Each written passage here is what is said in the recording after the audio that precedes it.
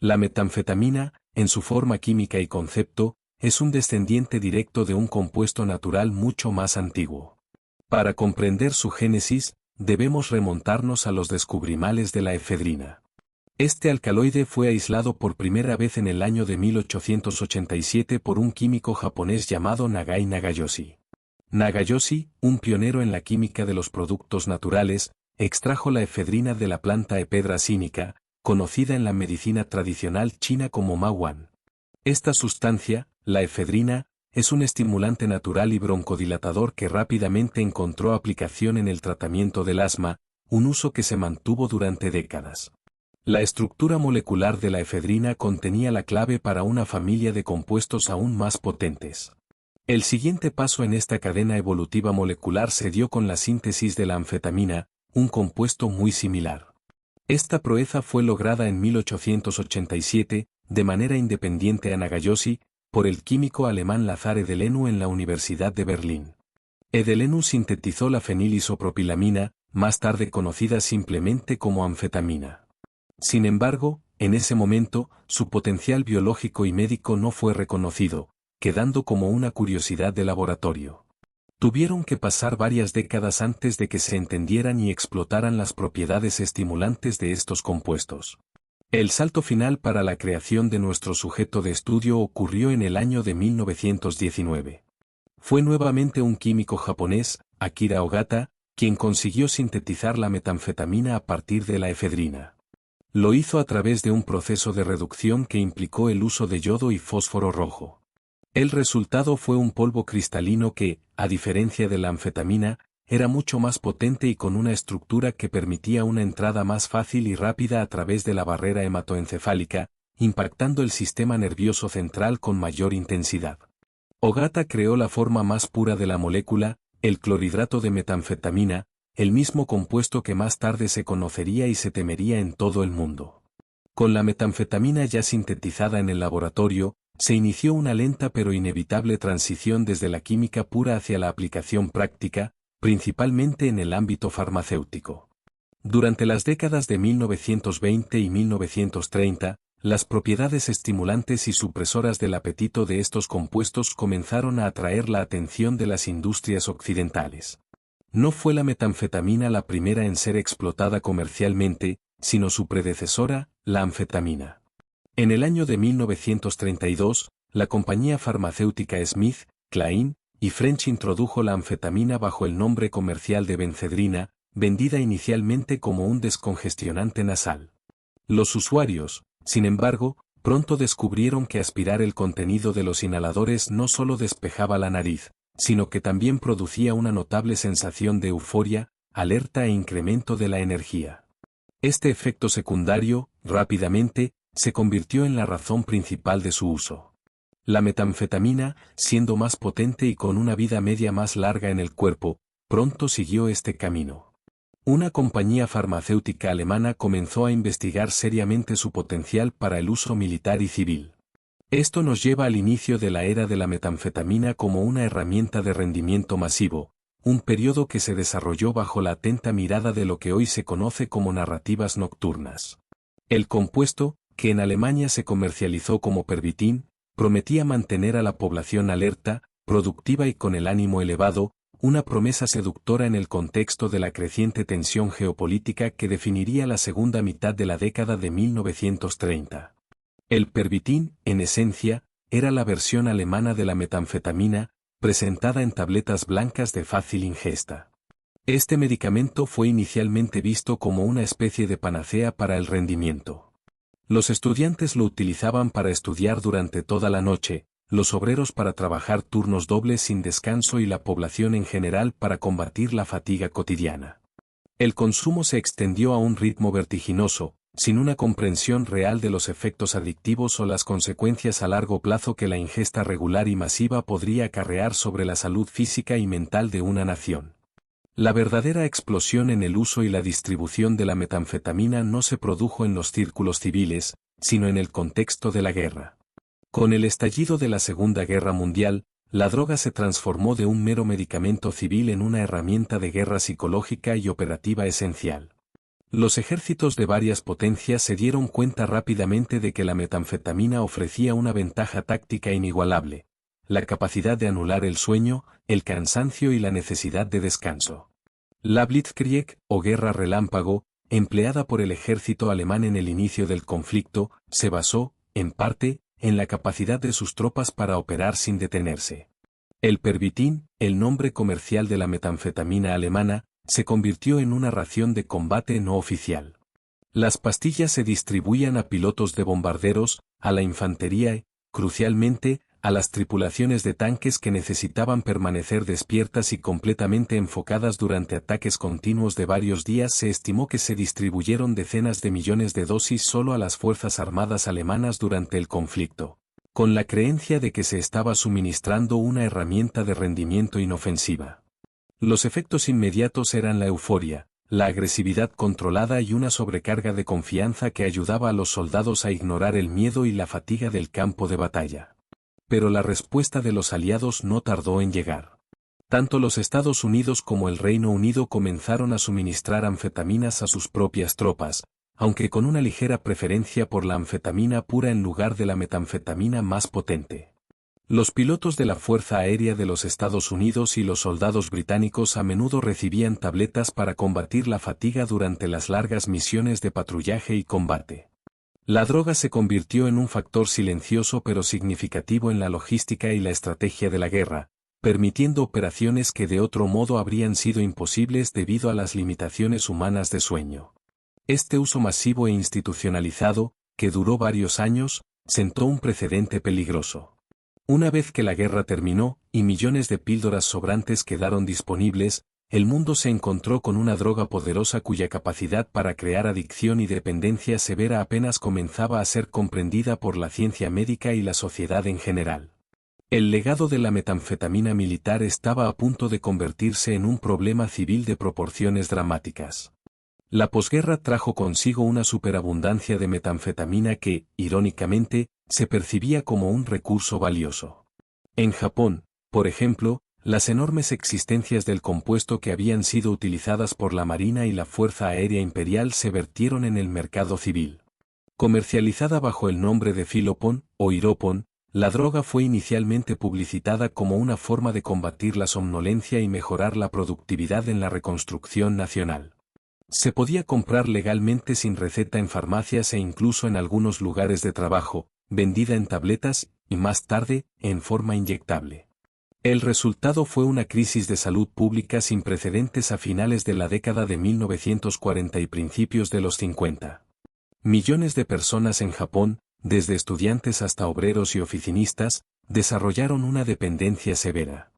La adicción se extendió de manera tan rápida y visible que el gobierno japonés se vio obligado a promulgar leyes de control muy estrictas en el año de 1951 y otra vez en 1954, marcando uno de los primeros intentos significativos de una nación por contener una epidemia de metanfetamina a gran escala.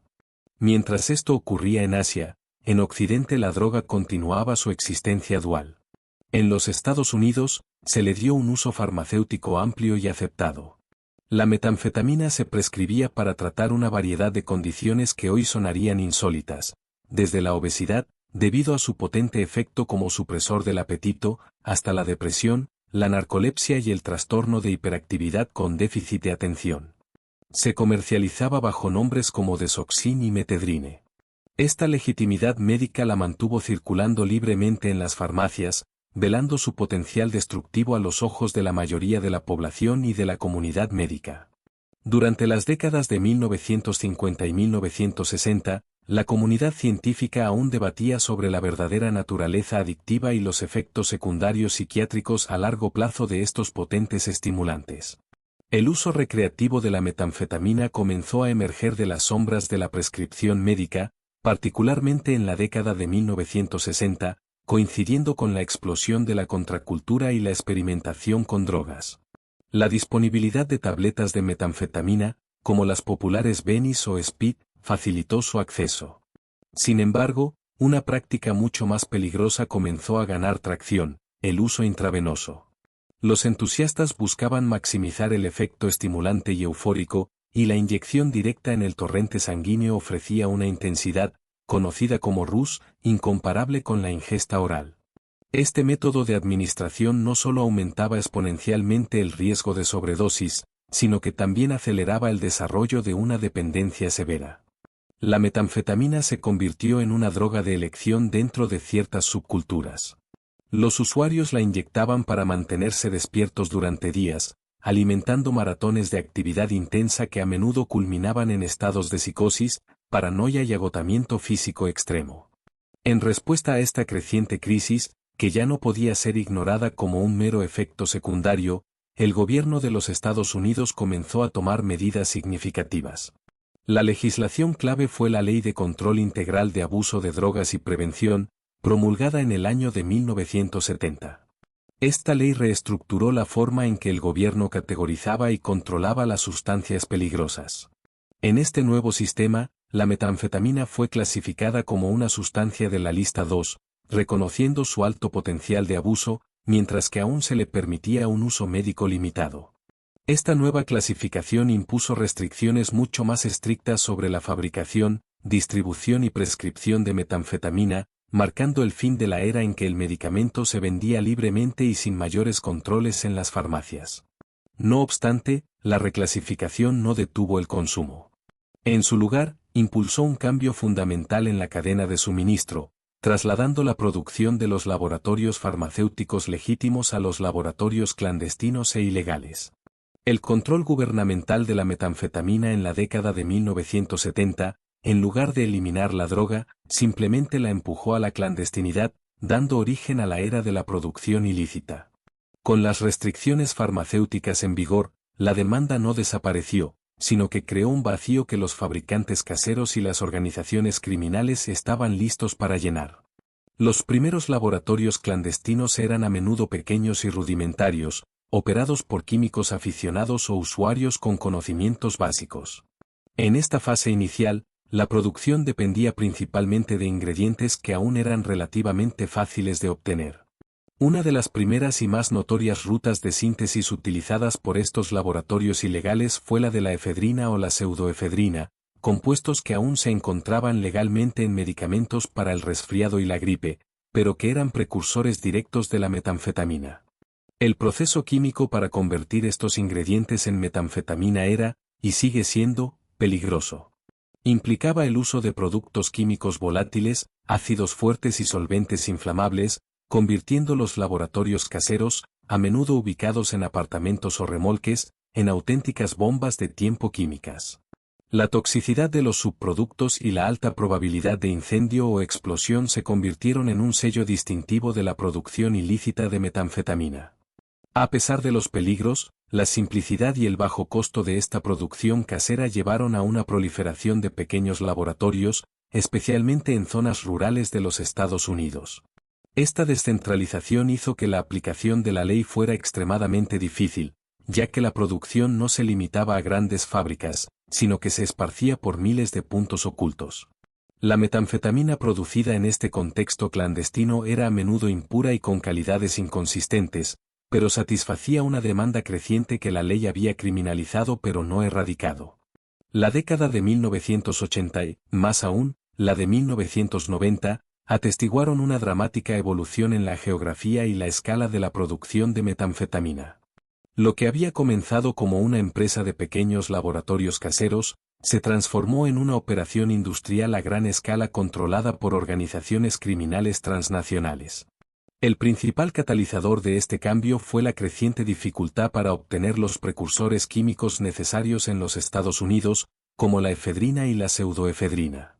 A medida que el gobierno implementaba leyes más estrictas para rastrear la venta de medicamentos para el resfriado que contenían estos ingredientes, la producción masiva comenzó a migrar hacia el sur, específicamente a México.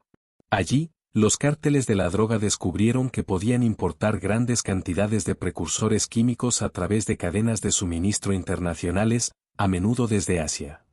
Estos cárteles establecieron laboratorios súper a gran escala, caracterizados por su tamaño, sofisticación, y lo más importante, su capacidad para producir metanfetamina de alta pureza a volúmenes que los laboratorios caseros no podían igualar. La sustancia producida en estos superlaboratorios, conocida como ICE o metanfetamina de cristal, era extremadamente pura, a menudo alcanzando niveles superiores al 90% de pureza. Esta pureza no solo la hacía más atractiva para los usuarios, sino que también intensificaba sus efectos y su potencial adictivo.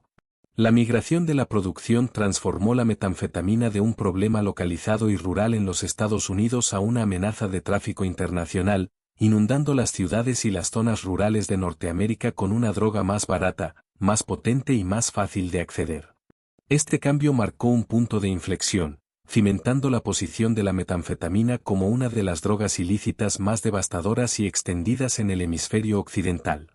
A medida que la metanfetamina de alta pureza comenzó a inundar los mercados a través de las rutas de tráfico establecidas, la respuesta de las autoridades se centró en un enfoque doble: atacar la cadena de suministro de precursores y desmantelar los laboratorios a nivel local.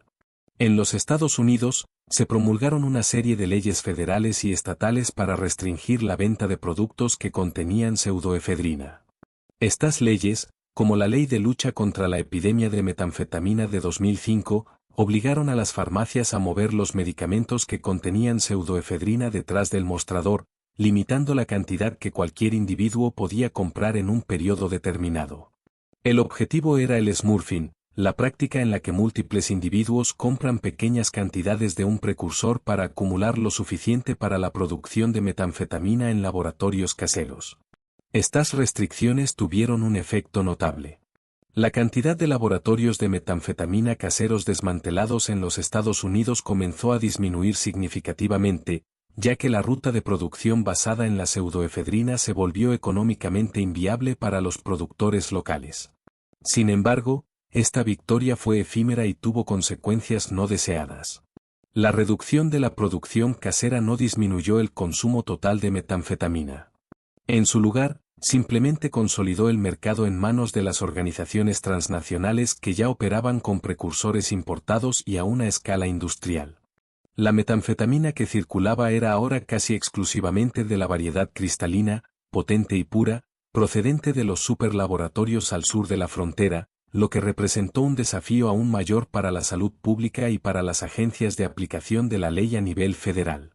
Los efectos de la metanfetamina en el cerebro humano son un área de intensa investigación neurocientífica, y su comprensión ha ayudado a explicar la naturaleza profundamente adictiva de la droga. La metanfetamina actúa como un potente agente liberador de neurotransmisores, con una afinidad particular por la dopamina, la norepinefrina y la serotonina. La dopamina es el neurotransmisor clave asociado con el placer, la motivación y el sistema de recompensa del cerebro. Cuando una persona consume metanfetamina, la droga obliga a las neuronas a liberar cantidades masivas de dopamina en la hendidura sináptica, y al mismo tiempo bloquea su recaptación. El resultado es un exceso de señalización de dopamina, lo que provoca la intensa euforia y el rush característicos de la droga. Este pico antinatural de dopamina sobrepasa con creces cualquier placer que el cerebro pueda experimentar de forma natural, como comer o socializar. El problema a largo plazo reside en la neurotoxicidad. El consumo repetido y a dosis altas de metanfetamina daña físicamente las terminales nerviosas que contienen dopamina y serotonina. Este daño puede ser estructural y funcionalmente devastador. El cerebro, intentando compensar este exceso de estimulación, comienza a reducir el número de receptores de dopamina y la producción endógena del neurotransmisor. Con el tiempo, esto conduce a un estado de deficiencia dopaminérgica. Esta deficiencia es la causa subyacente de los síntomas crónicos que experimentan los usuarios: anedonia, o la incapacidad de sentir placer por actividades normales, depresión severa y dificultades cognitivas. El daño a largo plazo en las vías de la dopamina explica por qué la recuperación de la adicción a la metanfetamina es un proceso tan largo y difícil, ya que el cerebro requiere meses, e incluso años, para reparar parte de la infraestructura neurológica dañada y comenzar a funcionar de manera natural de nuevo. La metanfetamina no solo impacta la química cerebral, sus efectos físicos y psicológicos en los usuarios crónicos son igualmente devastadores y multifacéticos. Físicamente, el consumo prolongado puede provocar un deterioro sistémico. El efecto supresor del apetito de la droga a menudo resulta en una pérdida de peso extrema y malnutrición severa. Los usuarios pueden pasar días sin comer ni beber, lo que lleva a un estado de deshidratación constante. Un signo físico muy característico, y a menudo visible, es el llamado boca de metanfetamina. Este deterioro dental es el resultado de una combinación de factores: la sequedad extrema de la boca inducida por la droga, el consumo de bebidas azucaradas para combatir esa sequedad, la mala higiene oral debido a la negligencia, y el rechinar de dientes involuntario o bruxismo, que se intensifica por el estado estimulado. Además, el constante aumento de la frecuencia cardíaca y la presión arterial que induce la metanfetamina supone un tremendo estrés para el sistema cardiovascular. El uso crónico aumenta significativamente el riesgo de ataques cardíacos, accidentes cerebrovasculares e insuficiencia cardíaca, incluso en personas jóvenes. En el plano psicológico, los efectos son igualmente destructivos. El usuario crónico a menudo cae en un ciclo de uso prolongado conocido como binge and crash, atracón y colapso. Los largos periodos de vigilia y euforia culminan en un colapso físico y mental, que se manifiesta como fatiga extrema, depresión y un deseo compulsivo de volver a usar la droga. Los episodios de uso prolongado a menudo desencadenan una psicosis inducida por metanfetamina. Esta condición se caracteriza por alucinaciones visuales y auditivas, y una paranoia intensa que puede llevar a comportamientos erráticos, violentos y de autoaislamiento. El usuario puede creer que está siendo vigilado o perseguido, lo que hace que la interacción con el mundo exterior se vuelva extremadamente difícil y peligrosa, tanto para ellos mismos como para quienes les rodean. La evolución de los métodos de producción de metanfetamina no se detuvo con la proliferación de los superlaboratorios, sino que continuó adaptándose a las regulaciones químicas. A principios del siglo XXI, y como respuesta directa a las leyes que restringían la pseudoefedrina, surgió una técnica de producción que buscaba evadir por completo la necesidad de ese precursor controlado. Esta nueva ruta se conoce popularmente como el método shake and bake o agitar y hornear, y representó un retroceso peligroso a la producción a pequeña escala, pero con una facilidad de ejecución alarmante. El método shake and bake permite a los productores fabricar la droga en una botella de plástico de 2 litros, mezclando pseudoefedrina o efedrina residual con químicos altamente volátiles y reactivos, como el amoníaco anhidro, el litio de las baterías de coche y solventes fácilmente disponibles. La principal ventaja para los productores es que este método requiere cantidades muy pequeñas de los precursores y puede realizarse de forma rápida y portátil. Sin embargo, es exponencialmente más peligroso que los laboratorios caseros tradicionales. Al mezclar estos componentes en un recipiente sellado, se genera una presión interna masiva y la reacción química es extremadamente inestable. La mezcla a menudo estalla, liberando vapores tóxicos y provocando quemaduras químicas graves. La proliferación del método shake and bake en las zonas rurales y suburbanas obligó a los servicios de emergencia y a las agencias de policía a entrenar específicamente a sus equipos en el manejo de estos incidentes, ya que cada escena de un laboratorio se consideraba, de facto, un riesgo de explosión o de exposición a gases venenosos. Esta democratización de la producción ilícita significó que la metanfetamina pudiera ser cocinada en casi cualquier lugar, desde un coche en movimiento hasta un baño público, haciendo que la vigilancia y el control fueran casi imposibles de mantener. A pesar de la aparición del método shake and bake, que devolvió cierta descentralización a la producción, el dominio del mercado global de metanfetamina continuó residiendo firmemente en manos de los cárteles. Estos cárteles hicieron la transición a precursores no listados y de contrabando, utilizando grandes cantidades de fenil-2-propanona, también conocida como P2P. Este químico, que había sido controlado en los Estados Unidos, se convirtió en la materia prima preferida. La ruta de síntesis basada en P2P es más compleja que la ruta de la pseudoefedrina, pero permite una producción a granel casi ilimitada en los superlaboratorios. La metanfetamina producida por esta vía, la de P2P, suele tener una estructura química diferente a la de la metanfetamina producida a partir de medicamentos para el resfriado. La metanfetamina sintética existe en 2 formas isoméricas, la destrometanfetamina y la levometanfetamina. La destrometanfetamina es la forma que produce los efectos psicoactivos más potentes y deseados, mientras que la levometanfetamina tiene efectos predominantemente periféricos, como la vasoconstricción. Las drogas producidas a partir de pseudoefedrina son casi totalmente de estro, mientras que la síntesis de P2P produce una mezcla racémica de ambas formas. Sin embargo, los cárteles han invertido en métodos químicos avanzados para refinar esta mezcla, logrando aumentar el porcentaje de destrometanfetamina para mantener la alta potencia que exige el mercado. Esta sofisticación química subraya la naturaleza adaptativa de las operaciones de narcotráfico, que constantemente superan los intentos regulatorios cambiando sus precursores y sus métodos de síntesis para asegurar un suministro ininterrumpido y altamente potente. La pureza y el bajo costo del producto final, combinados con las extensas redes de distribución, aseguran la supremacía del crimen organizado en el mercado.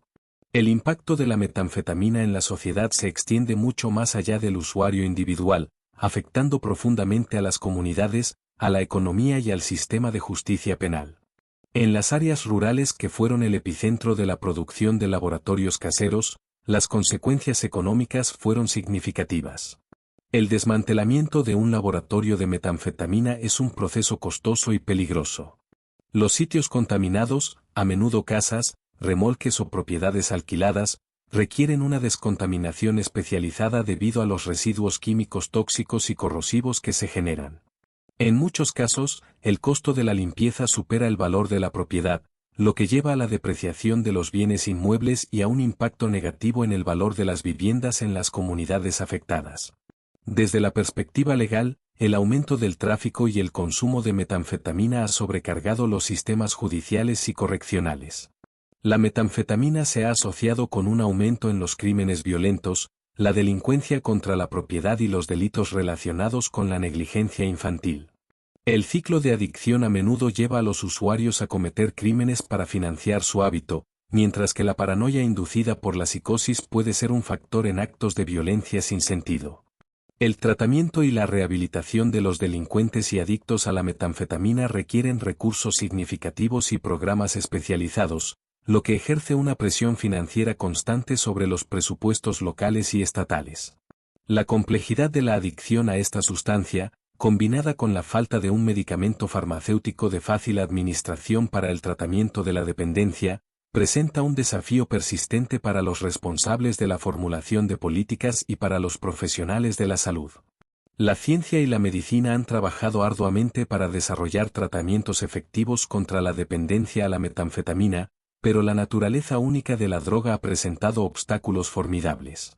A diferencia de los opioides, donde existen medicamentos como la metadona y la buprenorfina que actúan como agonistas o agonistas parciales para aliviar los síntomas de abstinencia, actualmente no existe un medicamento aprobado por la Administración de Alimentos y Medicamentos de los Estados Unidos que aborde específicamente la adicción a la metanfetamina. Los tratamientos actuales se centran predominantemente en terapias conductuales. La más efectiva y ampliamente utilizada es la terapia cognitivo-conductual o TCC. Esta terapia ayuda a los pacientes a reconocer y cambiar los patrones de pensamiento y comportamiento asociados con el uso de drogas. Alienta el desarrollo de estrategias de afrontamiento para manejar los antojos y evitar situaciones de alto riesgo. Otra intervención crucial es el manejo de contingencias. Este método utiliza un sistema de recompensas o incentivos tangibles para alentar la abstinencia, a menudo utilizando vales o premios por dar negativo en las pruebas de detección de drogas. Se ha demostrado que este enfoque es particularmente eficaz para motivar a los pacientes durante las primeras etapas de la recuperación. Además de estas terapias estructuradas, el apoyo social es vital. Los grupos de apoyo de 12 pasos, como Narcóticos Anónimos, brindan un entorno de pares para compartir experiencias y fomentar la responsabilidad mutua. Sin embargo, la persistente anedonia y la depresión causadas por el daño a la dopamina dificultan enormemente la adherencia a largo plazo a estos programas, lo que subraya la necesidad continua de investigación para encontrar soluciones farmacológicas que puedan ayudar a restaurar la función cerebral normal. La búsqueda de un tratamiento farmacológico eficaz para la adicción a la metanfetamina ha sido un campo de batalla para la investigación en las últimas 2 décadas. Los científicos han explorado varias vías, intentando reutilizar medicamentos existentes que tratan otras condiciones, con la esperanza de que puedan mitigar los antojos o reparar el daño neurológico. Uno de los enfoques más prometedores ha sido el uso de medicamentos que ya están aprobados para el trastorno por déficit de atención con hiperactividad o TDA.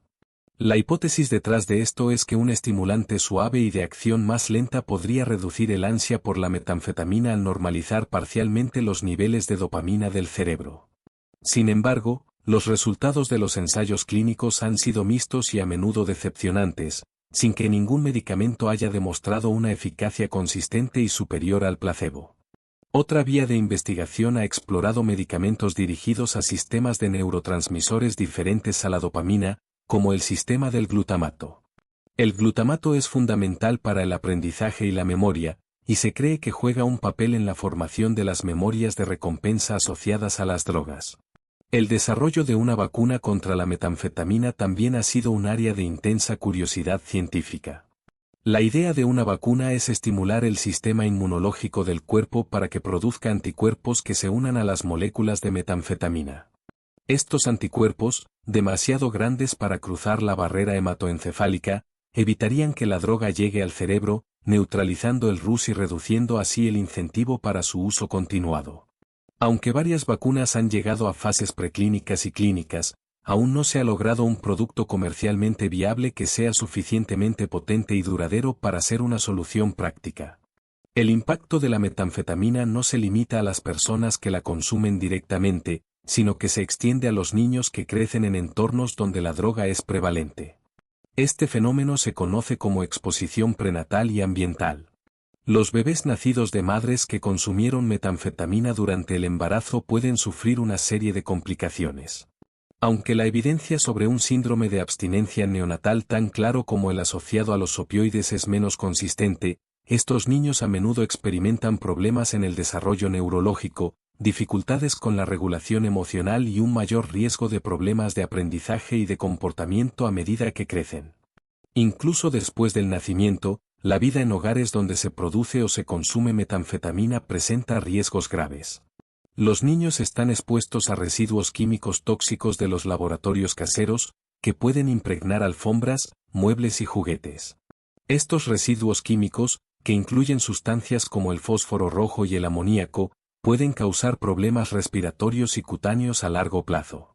Más allá de la exposición química, la inestabilidad y el caos inherentes a un hogar afectado por la adicción a la metanfetamina crean un ambiente de alto riesgo para el abuso y la negligencia infantil.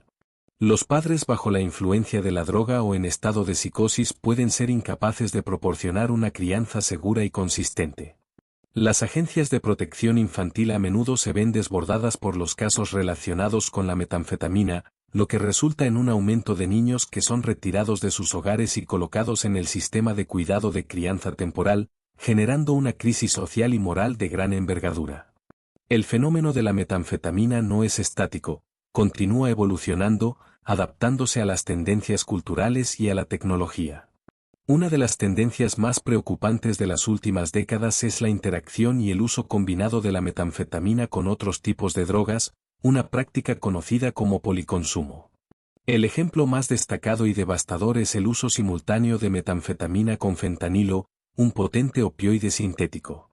El fentanilo es un depresor del sistema nervioso central, mientras que la metanfetamina es un estimulante. Los usuarios a menudo mezclan estas sustancias, o las consumen secuencialmente, para lograr un efecto dual, el rush eufórico de la metanfetamina y el efecto sedante y analgésico del fentanilo. Esta combinación, que crea un alto riesgo de sobredosis, se conoce a veces en la jerga callejera como speedball.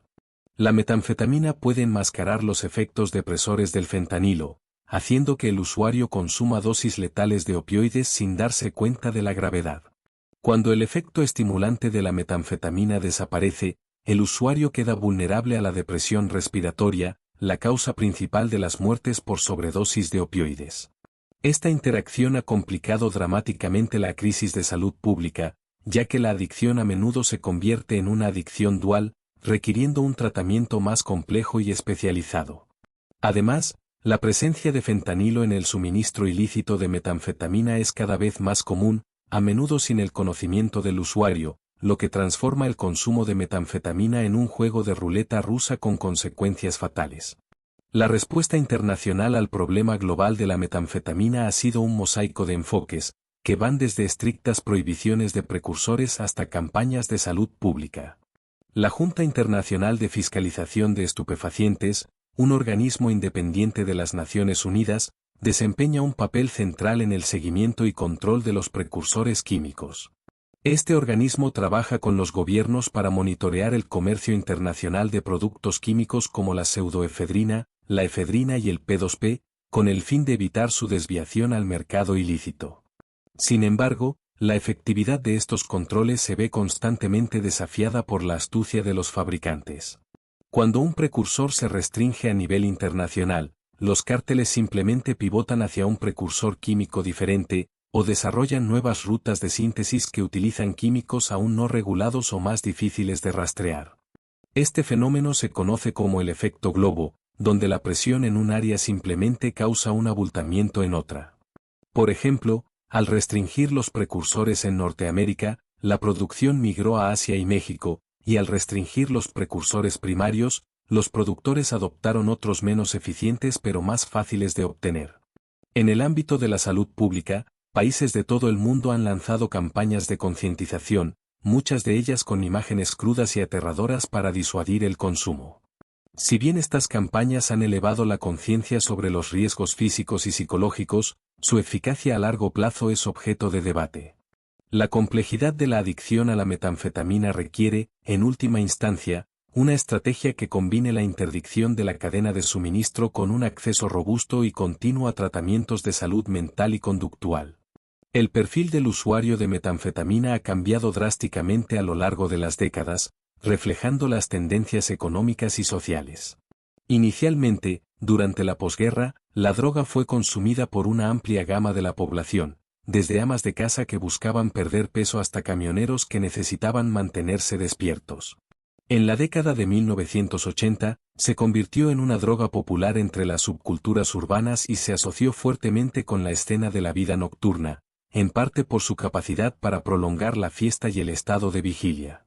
Sin embargo, a medida que la producción se descentralizó y se hizo más barata a finales del siglo XX y principios del XXI, la metanfetamina se arraigó profundamente en las comunidades rurales y suburbanas, a menudo devastadas por la falta de oportunidades económicas y el aislamiento social. En muchas de estas áreas, se convirtió en la droga de elección no solo debido a su bajo costo, sino también a su facilidad de acceso antes de las estrictas regulaciones de precursores. Más recientemente, con la explosión de la metanfetamina de cristal de alta pureza procedente de laboratorios industriales, la droga ha regresado a las zonas urbanas y ha impactado a comunidades que previamente no eran consideradas de alto riesgo. Este cambio subraya que la metanfetamina no es una droga que discrimina clases sociales o geográficas, sino que su prevalencia está intrínsecamente ligada a la disponibilidad del mercado ilícito y a los factores socioeconómicos subyacentes que alimentan la desesperación y la necesidad de automedicación o escape. Entender estos cambios demográficos es crucial para que las políticas de salud pública puedan dirigir los recursos de tratamiento y prevención de manera efectiva a las poblaciones más vulnerables. La lucha contra la metanfetamina también se ha librado en la esfera de la tecnología forense.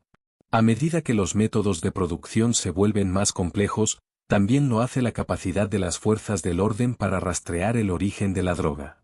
La perfilación de drogas, un campo que utiliza la química analítica para examinar las impurezas presentes en una muestra de metanfetamina, permite a los laboratorios forenses establecer huellas dactilares químicas únicas. Estas huellas dactilares pueden indicar el precursor químico utilizado, los solventes empleados, e incluso, en algunos casos, el método de cocción específico o el superlaboratorio de origen. Al analizar las impurezas residuales que quedan del proceso de síntesis, los científicos pueden distinguir si una muestra fue producida a través de la ruta de la pseudoefedrina o la ruta de la P2P. Esta información es vital para las agencias de interdicción de drogas, ya que les ayuda a asignar recursos de manera más efectiva, concentrándose en las rutas de tráfico y las fuentes de suministro más prolíficas. Además de la perfilación, el análisis químico también es crucial para detectar y cuantificar los contaminantes peligrosos. Como se mencionó anteriormente, el creciente problema del policonsumo hace que la detección de aditivos como el fentanilo o el carfentanilo en las muestras de metanfetamina sea una prioridad de salud pública y seguridad.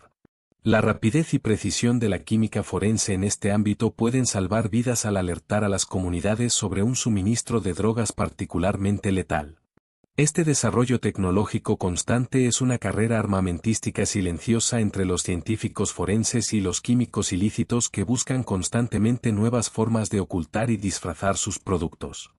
La historia de la metanfetamina también está intrínsecamente ligada al cine y a la cultura popular, donde ha sido retratada con una mezcla de sensacionalismo, advertencia y fascinación. Las representaciones de la droga en los medios de comunicación han evolucionado, reflejando las preocupaciones sociales de cada época. Inicialmente, durante el auge de las anfetaminas en la década de 1960, las referencias eran más veladas, a menudo asociadas con la contracultura y la vida nocturna. Sin embargo, a medida que el problema se hizo más visible y destructivo en las comunidades rurales y suburbanas, el cine y la televisión adoptaron un tono mucho más oscuro y didáctico. La serie de televisión Breaking Bad, por ejemplo, se convirtió en un fenómeno global a principios del siglo XXI y centró su narrativa en la producción de metanfetamina, en particular la de alta pureza. Esta serie, si bien ficcional, puso de relieve varios aspectos del problema real, como la química subyacente de la síntesis, la rápida escalada de la codicia criminal y la devastación familiar causada por la inmersión en el narcotráfico. A pesar de la naturaleza ficticia de estas representaciones, tienen un impacto real en la percepción pública. Por un lado, sirven como una advertencia brutal sobre las consecuencias de la producción y el consumo. Por otro lado, la glorificación o la dramatización de los aspectos criminales de la droga también pueden, inadvertidamente, despertar la curiosidad. La forma en que la metanfetamina es representada en la cultura popular es un reflejo de la incomodidad y la dificultad que tiene la sociedad para comprender y abordar una adicción tan destructiva y persistente. Estas narrativas culturales moldean la conversación pública y la forma en que los legisladores y los ciudadanos abordan el problema. La regulación del control de precursores químicos es una batalla continua que ha dado lugar a una serie de innovaciones en el proceso de desvío ilícito. A medida que las autoridades lograron un control más estricto sobre los precursores directos, como la efedrina y la pseudoefedrina, los químicos ilícitos comenzaron a buscar sustitutos. Esto ha llevado a una exploración de lo que se conoce como precursores o compuestos que son necesarios para sintetizar los precursores controlados, pero que en sí mismos aún no están en las listas de sustancias reguladas internacionalmente. Por ejemplo, en lugar de importar P2P directamente, los productores pueden importar los químicos necesarios para fabricar P2P en grandes volúmenes. Este enfoque añade una capa de complejidad a la cadena de suministro, haciendo que la identificación y la interdicción sean mucho más difíciles para los organismos internacionales de control. Además, la presión regulatoria en una región a menudo resulta en el traslado de la fabricación de precursores a países con leyes de control más débiles o con sistemas de aplicación de la ley menos rigurosos. Este constante juego del gato y el ratón significa que las listas de precursores químicos deben actualizarse continuamente, una tarea burocrática y política que siempre va por detrás de la velocidad de la innovación química ilícita. La naturaleza globalizada del comercio facilita este proceso. Los cargamentos de estos químicos se disfrazan con etiquetas engañosas, se transportan a través de múltiples jurisdicciones y se desvían de los canales legítimos de comercio internacional en los puntos más vulnerables de la cadena de suministro, asegurando que la producción de metanfetamina a gran escala pueda continuar sin interrupciones significativas. El aspecto más reciente y quizás más desconcertante de la crisis de la metanfetamina es su intersección con la salud mental y la indigencia, especialmente en las grandes áreas urbanas. La metanfetamina se ha convertido en una droga endémica entre las poblaciones sin hogar por una combinación de factores. Por un lado, la psicosis y la paranoia inducidas por la droga a menudo contribuyen directamente a la pérdida de vivienda, ya que los usuarios se aíslan o se vuelven incapaces de mantener un empleo o relaciones estables. Por otro lado, la indigencia en sí misma es un factor de riesgo para el consumo. La metanfetamina ofrece una forma de permanecer despierto y alerta, un mecanismo de defensa precario contra la vulnerabilidad de las calles, además de ser un escape temporal del frío, el hambre y la desesperación. En muchas ciudades, la crisis de la metanfetamina ha sobrecargado los servicios de salud mental. Los usuarios a menudo ingresan en las salas de emergencia con psicosis aguda, requiriendo sedación y contención, pero sin recibir una atención integral de la adicción una vez que se estabilizan médicamente. Esta falta de un continuum de atención resulta en un ciclo de uso y reingreso hospitalario. El tratamiento de la adicción a la metanfetamina en la población sin hogar requiere un enfoque de doble diagnóstico, abordando simultáneamente la adicción y los trastornos de salud mental subyacentes, como la esquizofrenia o el trastorno bipolar, que la droga puede haber exacerbado o desenmascarado. Además, el tratamiento debe ir acompañado de vivienda estable y apoyo social para ser efectivo, un desafío logístico y financiero masivo para las administraciones locales. La metanfetamina, por lo tanto, no es solo una crisis de drogas, sino un síntoma de fallas más amplias en los sistemas de vivienda, salud y apoyo social. La última pieza de esta extensa historia se centra en la esperanza y el futuro del problema de la metanfetamina, reconociendo tanto la devastación que ha causado como la resiliencia inherente de las comunidades y la ciencia. A pesar de los fracasos en el desarrollo de un medicamento milagroso, la investigación continúa avanzando, enfocándose en terapias más personalizadas basadas en la genética y la neurobiología de la adicción. El concepto de la medicina de precisión busca identificar qué tratamientos conductuales o farmacológicos son más efectivos para un individuo específico, basándose en sus marcadores biológicos y la severidad del daño cerebral. A nivel comunitario, el enfoque ha evolucionado de la simple aplicación de la ley a modelos de salud pública integrada. Las iniciativas modernas reconocen que la adicción es una enfermedad crónica del cerebro y no un fallo moral.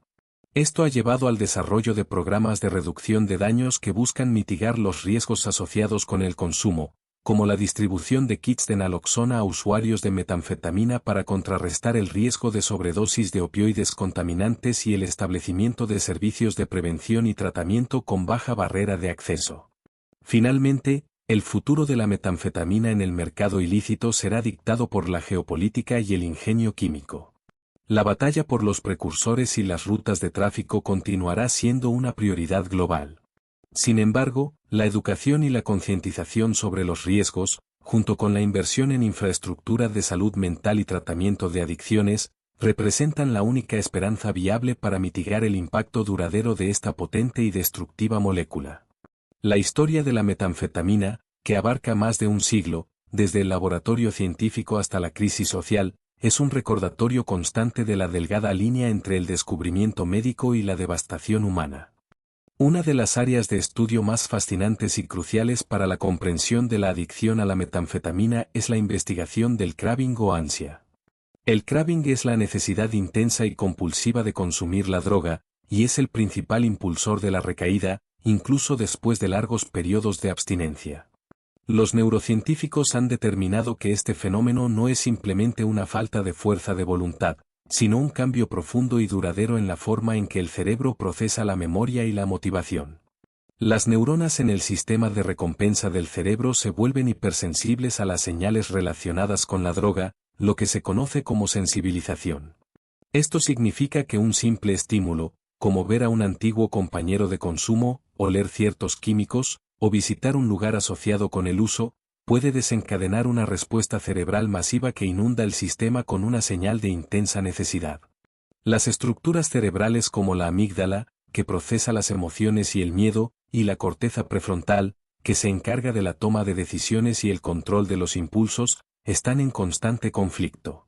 La amígdala aprende rápidamente a asociar la droga con la supervivencia, mientras que la corteza prefrontal, a menudo debilitada por el uso prolongado de la metanfetamina, lucha por imponer el razonamiento y la lógica. La investigación en este ámbito se centra ahora en terapias no invasivas, como la estimulación magnética transcraneal, o EMT, que utiliza campos magnéticos para modular la actividad neuronal en la corteza prefrontal, con la esperanza de restaurar parte del control cognitivo y reducir la intensidad de estas señales de craving. Comprender y silenciar la voz neurológica del ansia es el santo grial en la lucha contra la adicción a la metanfetamina, ya que representa la barrera más significativa para la recuperación a largo plazo. El legado de la metanfetamina en la salud pública y en la ley penal se sigue sintiendo con fuerza en el presente. La droga ha dejado una marca indeleble en la forma en que los sistemas de justicia abordan el crimen y el castigo. En los Estados Unidos, las penas obligatorias mínimas para delitos relacionados con la metanfetamina han llevado al encarcelamiento masivo y a largas sentencias para miles de personas, muchas de las cuales son adictos en lugar de narcotraficantes de alto nivel. Estas políticas han sido objeto de intenso debate, ya que la evidencia sugiere que encarcelar a los adictos no solo es costoso, sino que también es ineficaz para reducir el consumo o la reincidencia, ya que no aborda la raíz del problema, la enfermedad de la adicción. En un intento por corregir este desequilibrio, han surgido tribunales especializados en drogas, o tribunales de drogas. Estos tribunales adoptan un enfoque terapéutico en lugar de punitivo, ofreciendo a los delincuentes no violentos que luchan contra la adicción la oportunidad de someterse a un tratamiento riguroso, pruebas de detección de drogas frecuentes y supervisión judicial, a cambio de la posible desestimación de los cargos o una sentencia reducida. Estos modelos reconocen que la adicción requiere tratamiento en lugar de simplemente castigo. La respuesta actual a la metanfetamina es un híbrido entre la interdicción agresiva de las drogas y la creciente comprensión de la neurociencia de la adicción. La historia de esta molécula, desde su humilde origen en la química del siglo XIX hasta su papel como una de las crisis de salud pública más persistentes del siglo XXI, sirve como una advertencia constante sobre el poder de la ciencia sin la suficiente precaución y supervisión ética. Con este bloque, cerramos la historia completa y exhaustiva de la metanfetamina.